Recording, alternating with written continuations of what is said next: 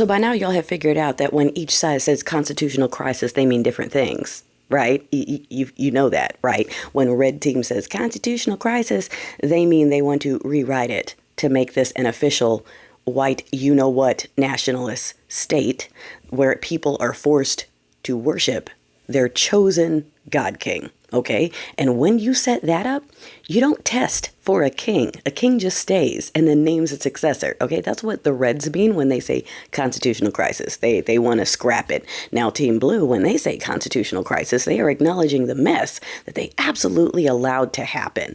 And I heard that DNC chair, his speech from over the weekend, and yes, it's nice to hear someone get a little excited, but the thing is this, there were some assumptions in that speech. Number one, there was an assumption that there's going to be any further testing allowed where Team Blue will be able to get any power. That is a huge assumption. We already know that is not happening on the current trajectory. There will be no more testing. All right. The second assumption was that the people who previously supported Team Blue would be dumb enough to do it again when they smiled and clapped and said they couldn't do anything to stop this because they're honoring the Constitution by handing the keys to a schmozzy regime that has every intention of melting that sucker down for parts. They stood there, they smiled, and they told us this is their job and to trust the deity. And now they're up there talking about we're going to throw punches and land punches. Bitch, prove it.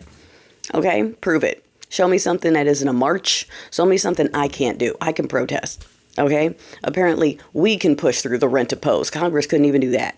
So what are we paying y'all for? So yeah, you prove me wrong on that before you do this assumption that anyone wants to give y'all money to get back into any seats after what you just allowed to happen. We, the people, are not interested. Okay? And for the folks who are like, that's why third party. You have to remember third party doesn't have any power in the legislature. That's why it doesn't really work. The thing that will work is removing these motherfuckers and starting all over fresh. All of them. If you weren't loud and proud for the people, if you weren't loud and proud about stopping this before it happened, get the fuck out. You're never getting another dime. You're never getting another vote. You might as well find a new mother-loving country. Okay? This whole thing where Team Blue pretends to stop Team Red. Ooh, you guys need us because we're the more reasonable ones. Are you? Because you let this shit happen. You sure about that? You sure about that? You want my money? You want my support?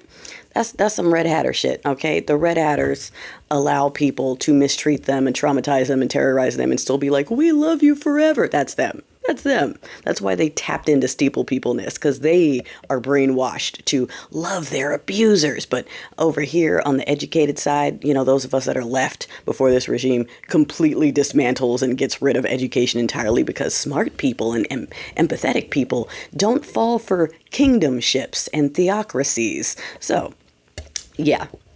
Y'all want to prove us?